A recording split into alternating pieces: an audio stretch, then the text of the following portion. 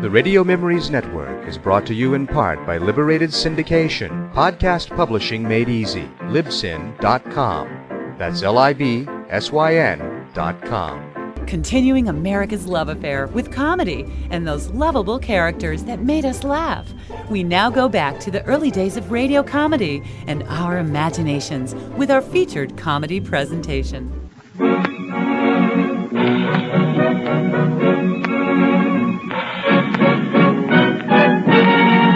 The makers of Campbell's Soup present George Burns and Gracie Allen, Tony Martin and Ken Niles, and Henry King in his music.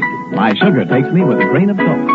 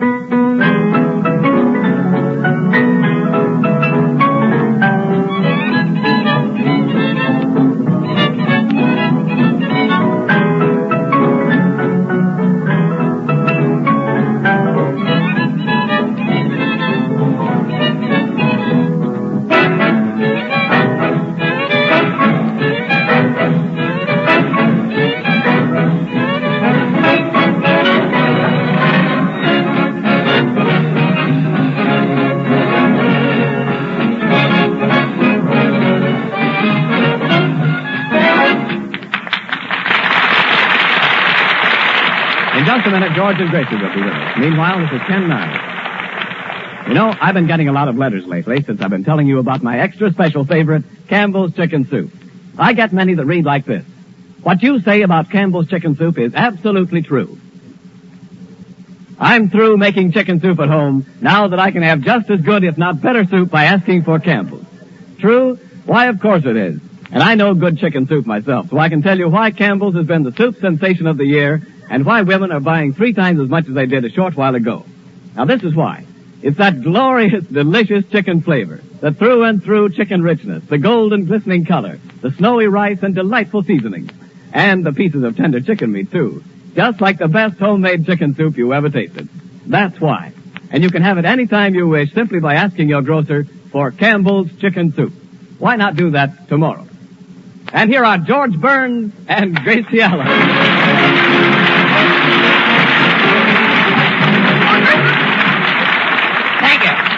Thank you very much. Well, Gracie, say hello to everybody. Yeah, hello, Tony. Hello, Tony? That's everybody? Well, everybody that matters, if you know what I mean. Yes, I think I know what you mean. Well, never mind saying hello to us, Gracie. I know you're very busy these days. By the way, have you got your Christmas shopping done? My Christmas shopping, Ken? Oh, sure, it's all done except buying the presents. Gracie, why don't you buy your Christmas presents after Christmas? Well, that's what I'm going to do. On account of you don't know what people need until the day after Christmas. I know I'm heading for a headache. Now, for instance, after I get a present from a girlfriend, I can tell what she needs. Now, if she gives me a handbag, then I know she doesn't need a handbag. Because if she needed a handbag, then why did she give it to me? That's a good idea. I know, I made it up. You ought to have it stuffed. Ought to have it stuffed what? The handbag? No, your head. Oh. I don't get it. You don't, Henry. You look at my face and you do not know who she is? Henry, that was last week, remember? Oh, yeah. Can't Say, step out of Henry. character. Henry, what are you going to give the boys in your band for Christmas? Oh, I don't know, Gracie. What do you suggest? Music lessons. Not a bad idea. It's a good idea. Gracie, what are you going to give me for Christmas? Well, George, did you see those star sapphire cufflinks down at the jeweler's? You mean the ones set in platinum? Mm-hmm. Yeah. Do you think Tony Martin would like them? You're giving Tony Martin star sapphire cufflinks? What about me? Oh, I think he'd rather have cufflinks. Cufflinks? Cufflinks. You mean cut glass? Now, you do, It's awfully sweet of you, Gracie. But Alice Faye bought me some cufflinks for my birthday. Copycat. Copycat. Hello. Who? Oh, just a minute. Gracie, a phone call for you, and the party says it's very important. Oh, well, it's probably the sponsor. Oh, the sponsor. I guess he wants to know whether Tony Martin is through this week or next week. Never mind about Tony. Just answer the phone. All right. Hello, Mr. Chicken Soup. Mr. Chicken Soup? Quiet, It's a George. cute first name. What's that? Sam Chicken Soup. It's who? Now, you have to speak clearly. I don't recognize your voice. No, I don't remember meeting you. No, you must have the wrong party. No, Gracie, no. will you let me answer the phone? Hello. Who? Just a minute, Gracie. It's your mother.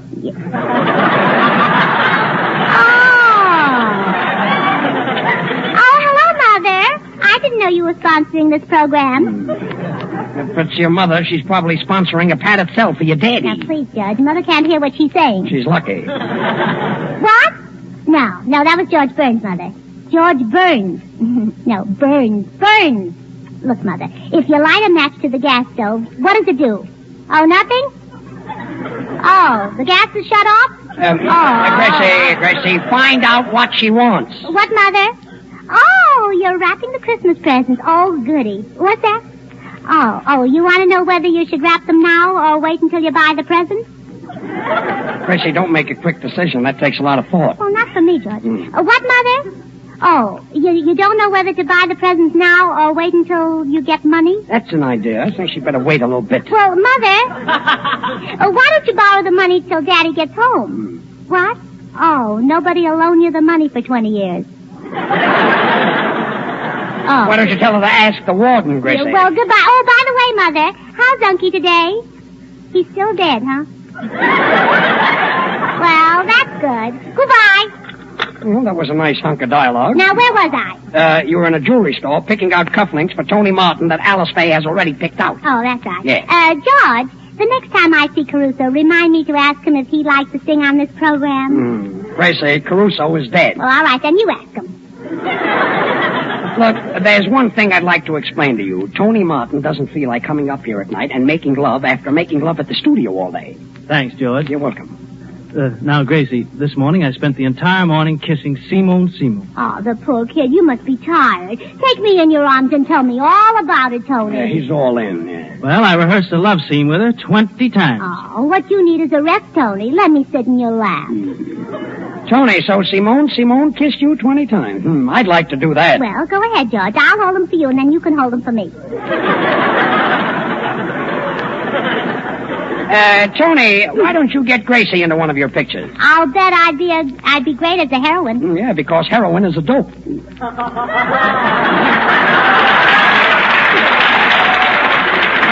please, George. And after kissing Simone all afternoon, I did nothing but hug and kiss Janet Gaynor. You spent all morning making love to Simone, and all afternoon hugging and kissing Janet Gaynor? Yeah. Oh, just my luck to be on the night shift. Sing, Tony.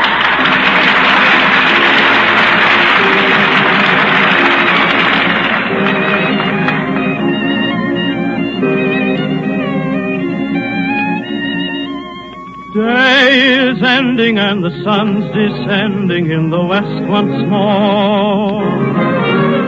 Night is falling, I can hear love calling on the dear old Mississippi shore. Everybody knows that it's just a muddy river, but it seems like heaven on high. When the moon is shining bright, let me dream away the night where the lazy river goes by. Go away,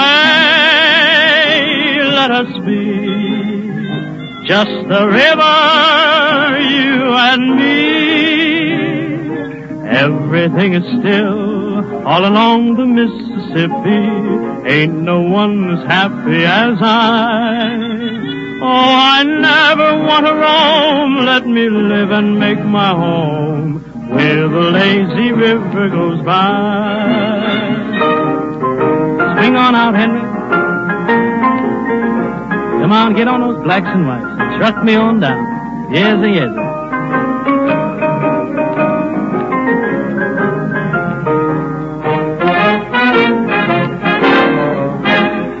Everybody knows But it's just a muddy river, but it seems like heaven on high.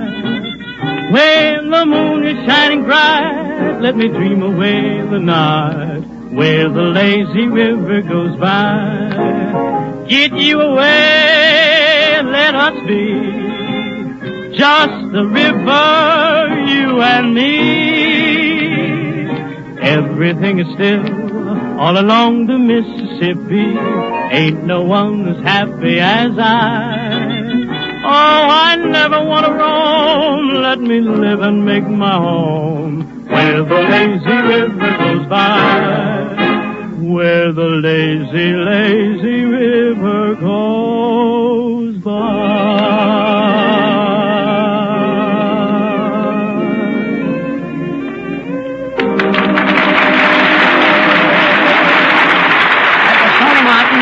Century Fox singing Where the Lazy River Goes By from the picture with a banjo on my knee. Tony, you were swell. Thanks, George. Well, Gracie, how did you like Tony Martin? Oh, I think he's beautiful. Yeah, he's pretty. You know, Gracie, what do you want Santa Claus to give you for Christmas? Would a stocking hold all you want? Well, no, but a pair of Tony Martin socks would. I say.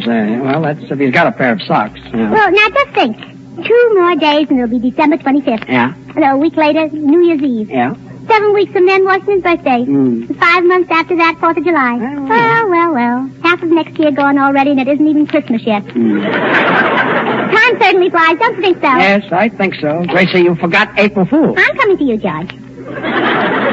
Thank you. Thank you. Some people like Christmas, but personally, I like Labor Day much better than Easter on account of the Christmas trees.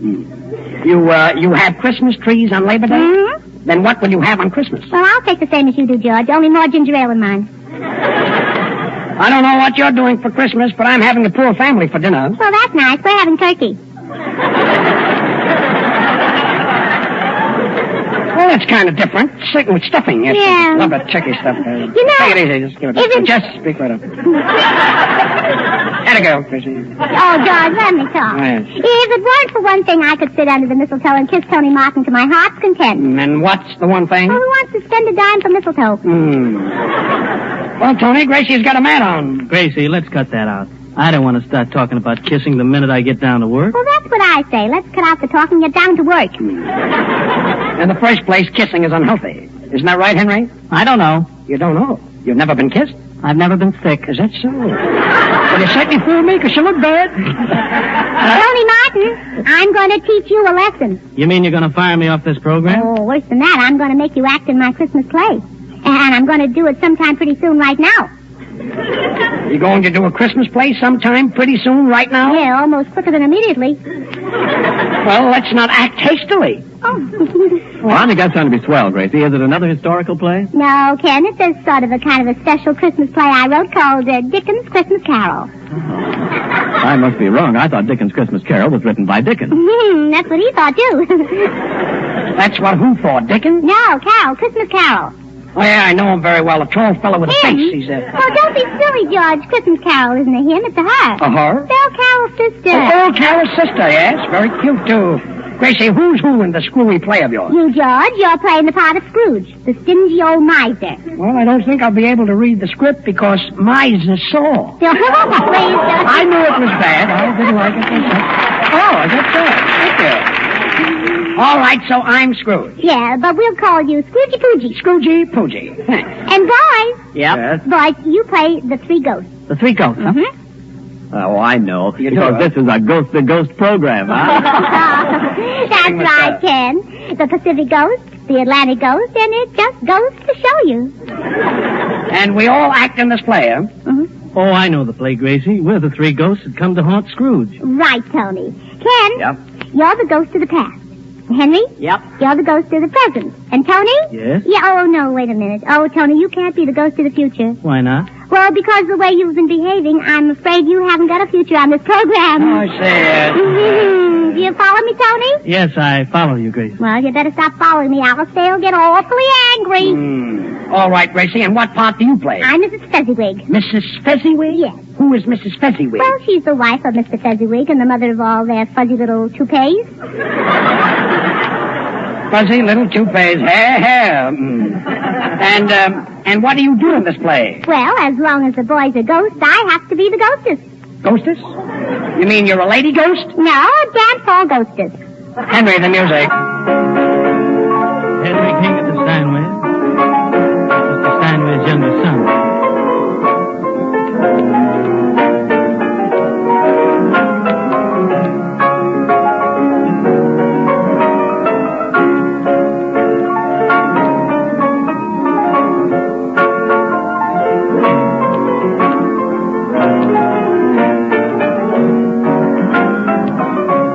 Will carry on. I always thought words like I love you were meant to be in a song, a phrase to be rhymed with above you, but I knew I was wrong when you came along. Oh, where have you been all my life? Now that I find you, my life will be so divine. Now that you are mine.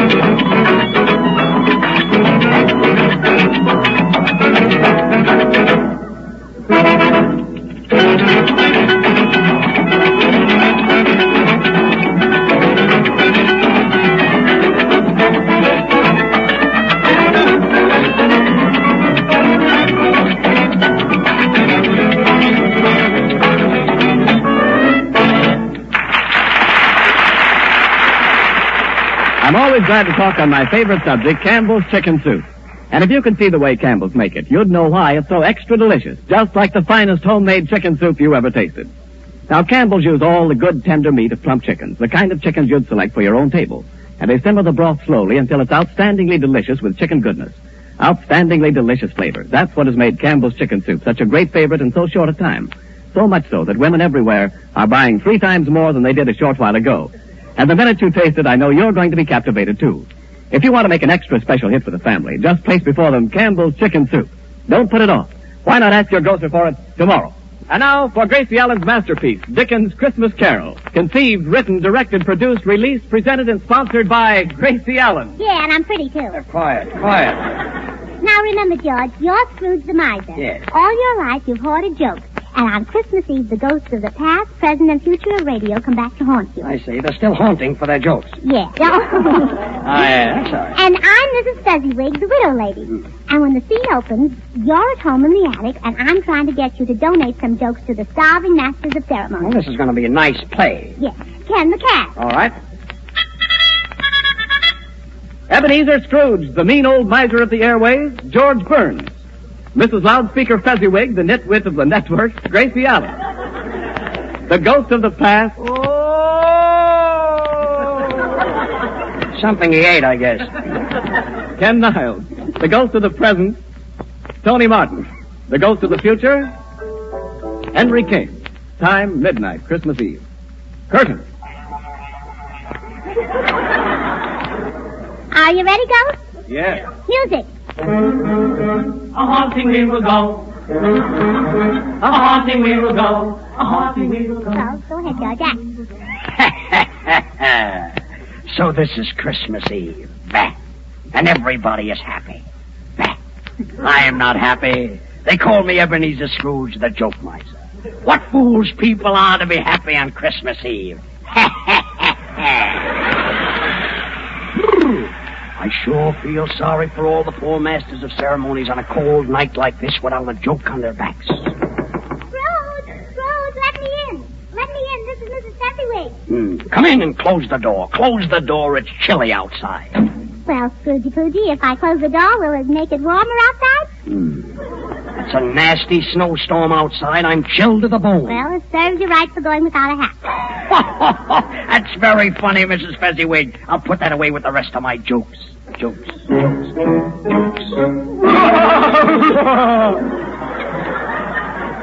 Shades of Al Jolson, Mrs. Fezziwig. Do you see this ghostly figure wrapped in a sheet? Oh, yes, Scrooge. It's either Mahatma Gandhi or a man without Mahatma coat and a vest.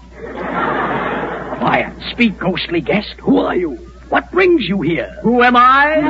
Where I play folks back in to hear my wife cracking on radio. I won renown. There's no use in guessing. My name I'm confessing. Who? The mayor of Mexico City. Well, what brought you here? I've come to haunt you, Scrooge, for stealing my jokes, you know? You know? I don't believe you, Eddie Cantor. All I can see is an empty sheet. Yeah, Eddie, where did you park your carcass? Don't haunt me, Eddie. I'm Ebenezer Scrooge. Oh, Eddie, I'm an old man. Look at me. I'm all bent over. Yeah, from lifting everybody's jokes. Oh, that's Ted Lewis. Hush. You've stolen my best joke. I've got a goat in my house who hasn't got a nose.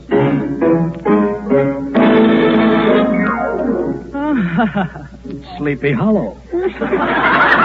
And who are you? Hello again.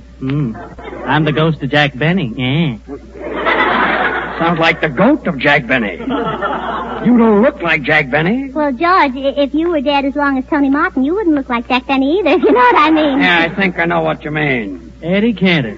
Well, Eddie, what are you doing all dressed up in a sheet? Well, it's like this, Jack. This sheet has cut down the high cost of living. By wearing a sheet, I don't have to buy a suit, a collar, or a necktie. When I come home at night in a sheet, I'm ready for bed. When I wake up in the morning, I'm already in a sheet. And instead of expensive cleaning and pressing bills, I can have my sheet washed for 22 cents a pound. Ha! And don't I have to look for a collar button? No. Ha ha! You get it, Jimmy? This is silly, Cantor, isn't it? Oh, that was wonderful, Ken. You ought to be able to give an imitation of Harpo Marx. Oh, but Gracie, Harpo Marx can't talk. I know. Gracie, what's Eddie Cantor got that I haven't got? 5 daughters. Well, Buck Benny, what do you want? Scrooge, I'm here to haunt you. You stole my joke, a joke that I originated, a joke that made me famous. We've got a goat at our house without a nose. How does it smell? Terrible, Jack. I used it on my program, too. Quick, Mrs. Fezziwig, the pencil. It sounds like a new one. Jokes. Ha, ha, ha. Well, sort of a tacit. Well, who are you? Good evening, folks. Welcome to Town Hall tonight. Mr. Allen! Mr. Allen! Well, You can knock me down with an elephant, as the man in the kosher butcher shop used to say. I hope to kiss a pig if it isn't Portland Fezziwig. nice work, Henry. Yeah, I'm kind of surprised myself. I must be a mimic. What? You must be a mimic. You're a mimic? You mean you haven't any red corpuscles? Well, Freddie Allen, have you come to haunt me about the goat at your house that hasn't got a nose? No, not only am I a comedian, I'm a clever writer. I've switched that joke. We've got a nose at our house that hasn't got a goat. Some twist. A nose without a goat? Well, maybe it's Jimmy Durante. Jimmy Durante, the nose miser. Oh, wait. We've got a goat that's got a nose, but we've got a house that hasn't got a yard. Well, if you've got a house that hasn't got a yard, how does the goat play? Like Henry King. The pencil. Jokes. What's that? The ghost of Major Bo's gong. Well, it didn't have a very good ring. Well, you miser, what do you want for nothing? The Westminster chimes? Oh, that's a very good joke, Mrs. Fezziwig, for this chime of the year. Oh, careful, Scrooge. Giving away those jokes, they'll be calling you Good Chime Charlie. Good chime, Charlie. That's a beauty. Scrooge, before I go, you can do me a few favors. Yes, Jack Benny. What favors would you like? Strawberry, raspberry, orange, lemon, lime. And Campbell's chicken soup. Thanks, Gracie. You're welcome. Well, goodbye, Jack Benny. Goodbye, and a Merry Christmas to you. Goodbye, and a Merry Livingston to you, too. Well, Eddie Cantor, I've got every joke you ever used. I'm living on the fat of the land. The fat of the land, well, you must have Jack Bernard, too. I've got him. Well, I can't expect a joke from a miser like you, but I thought you might at least give me a little pun. Goodbye. Oh, isn't that cute, George? Eddie Cantor's got 5 daughters, and now he's looking for a little pun.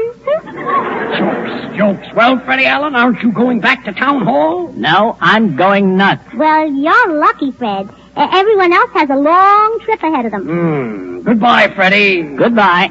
Tally ho! Tally ho!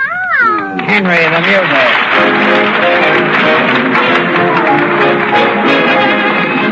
And now Gracie will sing I Love You from Coast to Coast. Sing it, Gracie. I love you has been said in so many ways, it's hard to find something new. Still I tried and I managed to coin a phrase in praise of you. It's my ambition to audition for a swell radio post, just to tell you I love you from coast to coast. It's not the money in it, honey, that I keep thinking of most. It's the chance to romance you from coast to coast. Sometimes I start to pour out my heart in writing, but through a mic the words sound more exciting. So if I get work on the network, honey, I'll sing you a toast when I broadcast I love you. I don't mean high pitch. I don't mean Armstrong.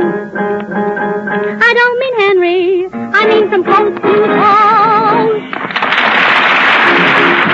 The makers of those fine Campbell soups invite you to listen in and laugh with George Burns and Gracie Allen again next Wednesday. Meanwhile, remember that you can have the finest chicken soup you ever tasted simply by asking for Campbell's Chicken Soup. You'll find it to be the delicious, nourishing, old-fashioned kind. This is the Columbia Broadcasting System. Your station is KHJ, Don Lee, Los Angeles. Time signal courtesy Schaefer Pen and Pencil Company. Settle that perplexing Christmas gift problem with the genuine Schaefer dry-proof fountain pen desk set.